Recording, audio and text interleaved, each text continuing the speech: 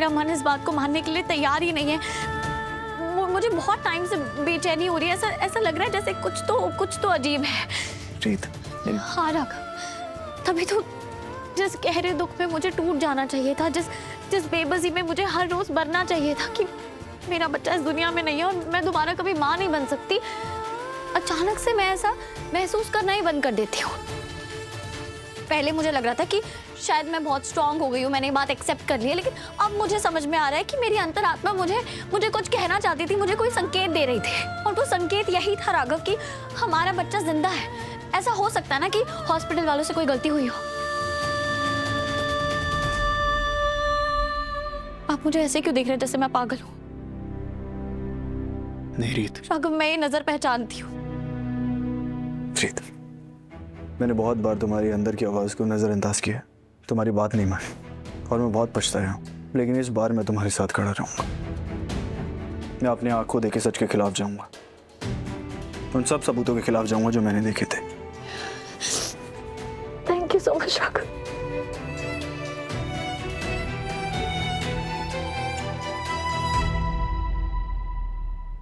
राघव, चलिए हॉस्पिटल चलते हैं। रीत, अभी नहीं है। अगर तुम इस हालत में किसी से भी बात करोगी तो कोई तुम्हारी बात पे यकीन नहीं करेगा। देखो, आज रात का वक्त लेते हैं, सोचते हैं कि हमें क्या बोलना है, किससे मिलना है, क्या बात करनी, उसके बाद डिसाइड करेंगे।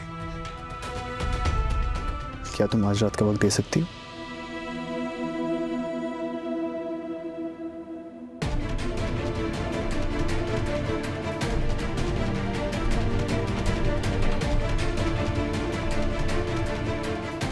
आपकी मम्मा आपको जरूर ढूंढेगी रियांश।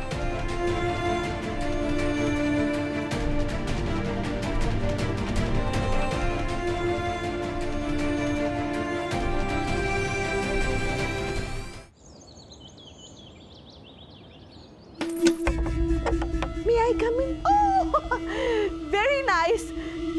तुम दोनों तो ऑलरेडी तैयार हो।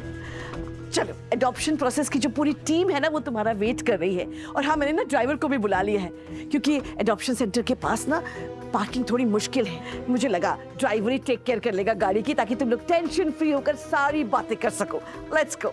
शालिनी जी, हम एडॉप्शन सेंटर नहीं जा रहे हैं। हाँ? हम एडॉप्शन सेंटर नहीं जा रहे हैं। But why? तुम दोनों तो बिल्कुल रेडी हो। हम कहीं और जा रहे हैं। कहीं और जा रही? एडॉप्शन सेंटर जाकर बच्चे के बारे में बात करने से ज्यादा इंपॉर्टेंट और क्या हो सकता है? एंड यू नो, मैंने कितनी मुश्किल से रिक्वेस्ट करके कल का अपॉइंटमेंट कैंसिल कराया, आज का अपॉइंटमेंट अर्जेंट ले लिया। आई मीन, बच्चे के बारे में डिस्कस करने से ज्यादा ऐसा क्या जरूरी हो सकता है? वो पूरी टीम वेट कर रही है ताकि तुम दोनों की जरूरत को समझ सके। बच्चे, शालिनी जी, हमने इस बारे में बहुत सोचा और हमें लगता है कि अभी हम इसके लिए तैयार नहीं हैं। बच्चे, मुझे लगा था तुमने मन बना लिया है। मैंने वहाँ पूरी बातचीत कर ली है। अब हम वहाँ नहीं जाएंगे तो लोग नहीं जा रहे। शालिनी जी, देखिए, जब तक ये लोग पूरी तरह से तैयार ना हो, हम इन्हें मजबूर नहीं कर सकते माँ बाप बनने के लिए। देखिए, ना तो ये इनके लिए अच्छा होगा, ना उस बच्चे के लिए जो हम इनकी जिंदगी में लाना चाहते हैं, और ना उन बच्चों की कमी है जिन्हें एक अच्छा परिवार, अच्छे माँ बाप की जरूरत है। आप देखना, जब सही वक्त आएगा ना, तो एक सही बच्चा इनकी जिंदगी में अपने आप आ जाएगा। थैंक यू फूफा जी। मैं यही समझाने की कोशिश कर रहा था, पर शायद मैं इतनी अच्छी तरह नहीं समझा पाता जितना अच्छी तरह आपने समझा दी। ओके, मैं फिर से अपॉइंटमेंट कैंसिल कर देती हूँ। चलिए राघव, मैंने पेपर्स और रिपोर्ट्स भी रख ली है। अच्छा,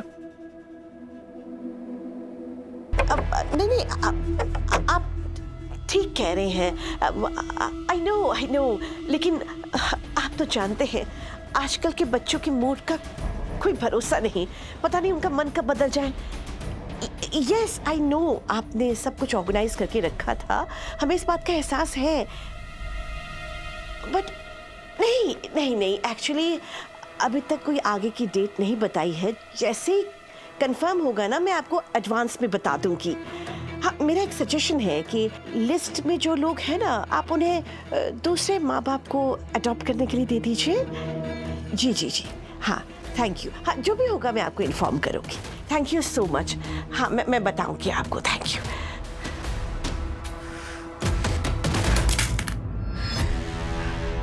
क्या हो गया ऐसा? क्या हो गया ऐसा कि रीत का मन बदल गया?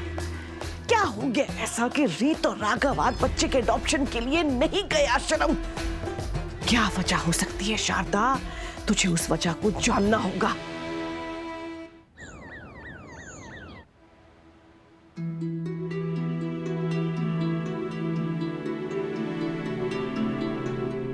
रीत, ये पॉसिबल है कि एक गहरे दुख और सदमे से एक इंसान वो सब भी महसूस करता है जो असल में कभी हुआ ही ना हो। आपका बार बार कहना कि आपका बच्चा जिंदा है और आपसे कहीं दूर है, ये सब उसी तरफ इशारा करता है।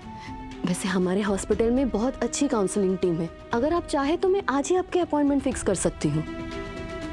आपका कहने का मतलब ये है मैं डिप्रेस्ड हूँ, इसलिए मुझे ऐसा लग रहा है कि मेरा बच्चा जिंदा है। हाँ रीत, देखो डिप्रेशन एक बहुत रियल चीज है, बिल्कुल और कोई रोग की तरह।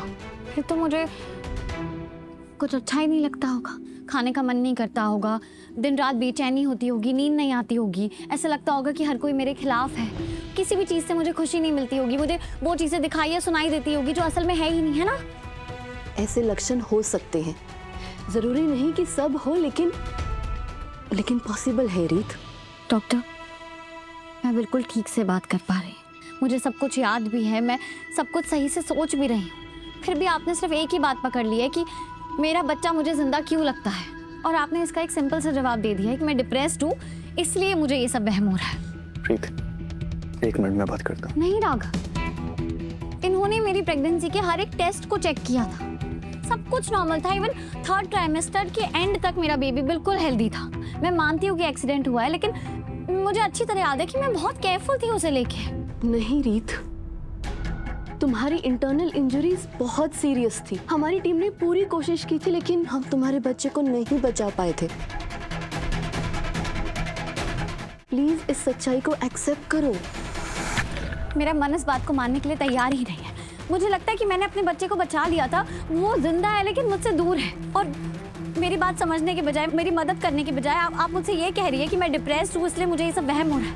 अगर आपको मेरी मदद नहीं करनी है तो कोई बात नहीं, मैं फिर भी सच को पता लगा कर रहूंगी। मैं ये पता लगा के रहूंगी कि मेरी डिलीवरी की रात इस हॉस्पिटल में हुआ क्या था।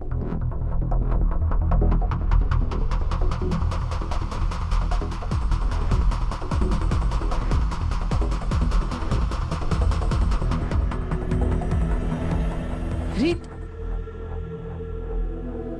राघव, प्लीज रीत का ध्यान रखिए, वो एक बहुत बड़े सदमे से गुजर रही है, और अब जब उन्हें पता चल गया है कि वो दोबारा माँ नहीं बन सकती, ये सब उसके लिए और भी मुश्किल हो गया है। So please.